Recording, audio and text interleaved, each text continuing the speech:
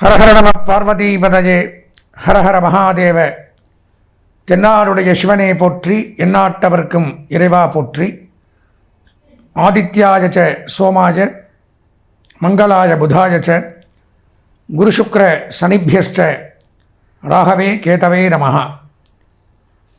அன்பார்ந்த எங்களுடைய next gen தொலைக்காட்சி நேயர்களுக்கு உங்களுடைய ஜோதிட ஆச்சாரியர் ஜோதிட குரு சிவஸ்ரீ டி சரவணமாணிக்க சிவாச்சாரியர், முதல்வர் வேத சிவ ஆகம பாடசாலை குருகுலம், காஞ்சி காமகோடி பீடம், காஞ்சிபுரம். அலைபேசி 9865098370 9865098370. அடியனுடைய பணிவான வணக்கங்கள் மற்றும் ஆசீர்வாதங்கள். நாம் காண இருக்கக்கூடிய இந்த பதிவு அப்படின்னு பார்த்தீங்கன்னா, நமது தொலைக்காட்சியில் நிறையா விஷயங்கள் நம்ம பண்ணுறோம், உங்களுக்கே தெரியும். அந்த வகையில் மாத ராசி பலன்கள் அப்படிங்கிற தலைப்பில் மங்களகரமான விஸ்வாவச வருஷம் ஆவணி மாதம் இந்த 12 ராசிகளுக்கும் உண்டான பலாபலன்கள். அதாவது ஒவ்வொரு மாதம் நான் முதல்ல சொன்ன மாதிரி கிரகங்கள் பயிற்சி ஆகிண்டே இருக்கும். அதிகமாக வருஷக்கணக்கில் இருக்கக்கூடியது பயிற்சியாகக்கூடியது சனி பகவான், ராகு கேது, குரு பகவான். மற்ற கிரகங்கள் சூரியன் 1 மாதத்துக்கு ஒருக்கா பயிற்சி, சந்திரன் 2 நாளைக்கு ஒருக்கா பயிற்சி, செவ்வாய் புதன் சுக்கிரன் 1.5 மாதத்துக்கு ஒருக்கா பயிற்சி, இப்படிலாம் ஆகிட்டுருக்காங்க. அப்படி இருக்கும் பொழுது இந்த மாதத்தில் மற்ற கிரகங்கள் ஏதாவது பயிற்சியாக இருந்தது, நமக்கு ஏதாவது நன்மை தீமைகள் செய்ய இருக்கிறதா, எப்படி இருக்கிறது அப்படிங்கிறது தான் இந்த ஆவணி மாத பலாபலன்கள் அப்படிங்கிற தலைப்பில் நம்ம பார்க்குறோம். ஏன்னா நம்மலாம் பலவிதமான துன்பங்களோடும் கஷ்டங்களோடும் காத்துருப்போம், நமக்கு விடிவு காலம் பிறக்காதான். அப்படி இந்த மாதம் ஆவணி மாத பலாபலன்களாச்சும் நமக்கு ஏதாவது மாற்றங்கள் இருக்கா, எப்படி இருக்குது, நன்மைகள் எப்படி, இந்த மாதம் எப்படிங்கிறது தான் இந்த பதிவில் நம்ம பார்க்க இருக்கிறோம். வாங்க வீடியோக்குள்ளே போவோம். 12 ராசிகளுக்கு உண்டான பலாபலன்களை விரிவாக காண்போம்.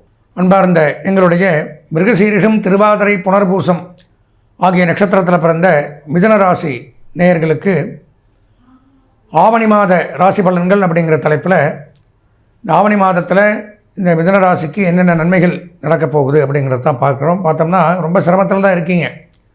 இன்னும் அதாவது மற்ற கிரகங்கள்லாம் அனுகூலமாக இருக்குது அப்படின்னு சொல்ல முடியாத ஒரு சூழ்நிலையில் தான் நம்ம இருந்துருக்கோம். பார்த்தோம்னா சனி 10ஆம் இடம் தொழில் ஸ்தானத்திலிருந்து தொழிலில் பலவிதமான தொல்லைகளை கொடுத்துருக்கார். குரு பகவானோ ஜென்ம குருவாக இருந்து உங்கள் ராசியிலே கொண்டு இடையூறுகளையும் துன்பங்களையும் கொடுக்குறாரு.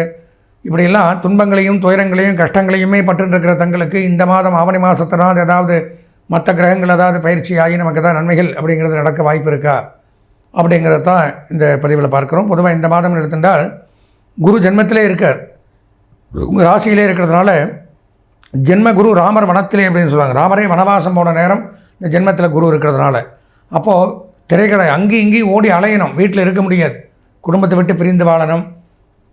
வீடு, மனை, குழந்தைகள், மனைவி, பிள்ளை, தாயார், தகப்பனார், நம்ம சொந்த இடம் இதெல்லாம் விட்டு விலகி எங்கேயோ ஒரு இடத்துல உத்தியோகத்துக்காகவோ தொழிலுக்காகவோ பலவிதமான கஷ்டங்களை கொடுக்குறார். ₹1 சம்பாதிக்கிறதுக்கு நாயா பேயா அலைய வச்சிருவார்.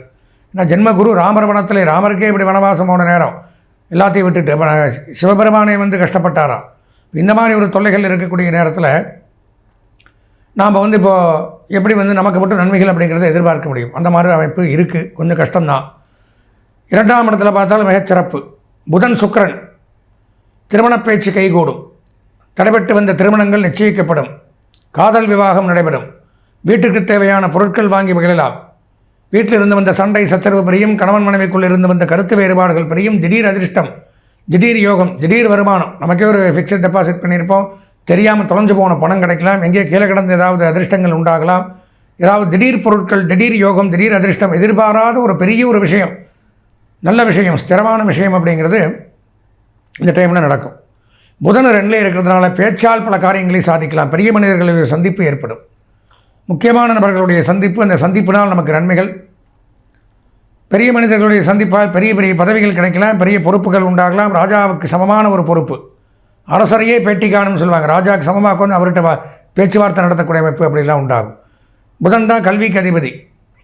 இப்போ கல்வி பயிலக்கூடிய மாணவர்கள் சிறந்த கல்வியை அனுபவிக்கலாம். கல்விக்கூடங்கள், கல்விச்சாலைகள், கல்லூரிகள், தட்டச்சு, சுருக்கெழுத்து, அகாடமி, டுட்டோரியல், பயிற்சி நிறுவனங்கள், காலேஜ், கல்லூரிகள் வைத்து நடத்தக்கூடியவர்கள், பணியாற்றக்கூடியவர்கள், படிக்கக்கூடியவர்கள், இவர்களுக்கு மிகச்சிறப்பு. புதன் 2ல் இருக்கிறதுனால ஒரு ஆடிட்டிங், அக்கௌண்டன்ட், எழுத்து, teaching professional, IT, engineering, computer, trading, marketing, agencies, business பண்ணுறது, இந்த மாதிரி துறையில் இருக்கிறவங்களாம் மிகச் சிறப்பானதொரு முன்னேற்றத்தை அடையலாம். 3ஆம் இடத்துல சூரியன் கேது சஞ்சரிக்கிறாங்க, மிகச் சிறப்பு. அரசு துறையில் சாதிக்கலாம். அரசு பணியாளர்களுக்கு நன்மை. அரசியல்வாதிகளுக்கு புதிய பொறுப்புகள் உண்டாகும். கூட கேது இருக்கிறதுனால வெளிநாடு போகக்கூடிய அமைப்புகள் உண்டாகும். இருந்து வந்த கடன் தொல்லைகள் விலகும். நரம்பு பிரச்சனைகள் விலகும்.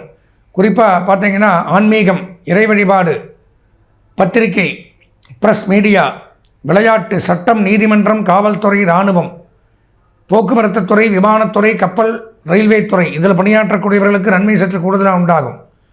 தகப்பனார் வழி சொத்துக்கள் இருந்து வந்த வெள்ளங்கம் விவகாரங்கள் விலகும். எதிர்பார்த்த காரியங்கள் நன்மை கொடுக்கும். தலைமை பொறுப்பு, நிர்வாகத்திறமை, ஹெட் ஆஃப் தி டிபார்ட்மெண்ட், இதெல்லாம் நமக்கு நன்மைகள் அப்படிங்கிறது ஏற்படுத்துது.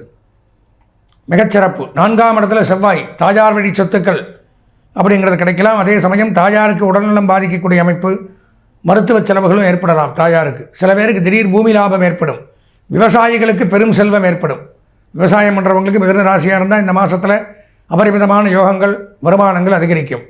உணவுத்துறை, வருவாய்த்துறை, பத்திரப்பதிவுத்துறை, மருத்துவத்துறை, மருத்துவ கல்வி பயிலக்கூடிய மாணவர்கள் சிறந்த முன்னேற்றத்தை அடையலாம். மருத்துவர்கள், செவிலியர்கள், மருத்துவமனை நிர்வாகம், அதே மாதிரி காவல்துறை சிறந்து விளங்கலாம். பதவி உயர்வு, சம்பள உயர்வு, பாராட்டுகள் எல்லாம் காவல்துறையில் இருக்கிற மிதுனராசியில் தான் கிடைக்கும். இந்த மாதத்தில் மிகச்சிறப்பானது யோகம் அப்படிங்கிறது. சில பேருக்கு பணிமாற்றம், இடமாற்றம் ஏற்படலாம். 4ஆம் இடத்துல செவ்வாய் இருக்கிறதுனால மங்கள யோகத்தினால பதவி உயர்வோடு பணிமாற்றங்கள் உண்டாகலாம்.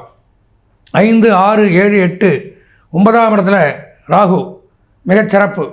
அந்நிய தேசம் போகிறது, வெளிநாடு போகிறது, நம்மளுடைய திறமைகளை வெளிப்படுத்துறது, இந்த மாதிரி அமைப்புகள் உண்டாகும். நரம்பு கோளாறுகள், வயிறு சம்பந்தமான தொல்லைகள், கண் சம்பந்தமான தொல்லைகள், இதெல்லாம் இருந்தால் விலகும். நண்பர்களால் ஆதாயம் உண்டாகும். புதிய நட்பு பெருக்கால் புதிய பதவிகள் கிடைக்கலாம். அதே மாதிரி பார்த்தீங்கன்னா புதுசாக எலக்ட்ரானிக் பொருட்கள் சம்பந்தமான தொழில் பண்ணக்கூடியவர்களுக்கு நன்மை அதிகரிக்கும். கண் சம்பந்தமான நோய் விலகும். உணவு தொழில் பண்ணுறவங்களுக்கு நன்மை அதிகரிக்குது. ஃபர்னிச்சர் ஷோரூம் வச்சுருக்கிறவங்க, செல்ஃபோன்லாம் வியாபாரம் பண்ணக்கூடியவர்கள், ஆன்லைனில் பிஸ்னஸ் பண்ணக்கூடியவர்கள், இவங்களுக்கெல்லாம் அபரிமிதமான யோகம். ஏற்கனவே வெளிநாட்டில் தங்கி அங்கே வேலை செய்கிறவங்களுக்கெல்லாம் யோகம், லாபம், அதிர்ஷ்டம் இதெல்லாம் உண்டாகக்கூடிய அமைப்பு அப்படிங்கிறது ஏற்படுது. 10ஆம் இடத்துல சனி, சுய தொழில் பண்ணுறவங்களுக்கு நன்மை அதிகரிக்கும். ஸ்திரமான தொழில் அப்படிங்கிறது உண்டாகும். அசையாத சொத்துக்கள் வாங்கலாம். வாகனங்கள் வாங்கலாம். வாகன சம்பந்தமான இருந்து வந்த பழுதுகள் விலகலாம். புதிய பொறுப்புகள் கூடலாம். எதிர்பார்த்த காரியங்கள் தங்குதடையின்றி நடைபெறக்கூடிய அமைப்பு அப்படிங்கிறது எடுத்துக்கலாம். பொதுவாக மிதுனராசி அப்படின்னு பார்த்தோம்னா இந்த மாத பலாபலன்களில் ஒரு 80% நன்மைகள் அப்படிங்கிறது எடுத்துக்கலாம். கல்வி பயிலக்கூடிய மாணவர்களுக்கு 90% நன்மைகள். கலைத்துறை, அரசியல்வாதிகள், பெண்கள், இவங்களுக்கு 90% நன்மைகள். சுயதொழில், உத்தியோகம், வியாபாரம், விவசாயம் செய்பவர்களுக்கும் 80% நன்மைகள் உண்டாகுது. இந்த மாதம் அதிர்ஷ்டமான வண்ணம் பச்சை, அனுகூலமான திசை கிழக்கு, அதிர்ஷ்டமான எண் 7, வணங்க வேண்டிய தெய்வம் திருப்பதி வெங்கடாஜலபதி.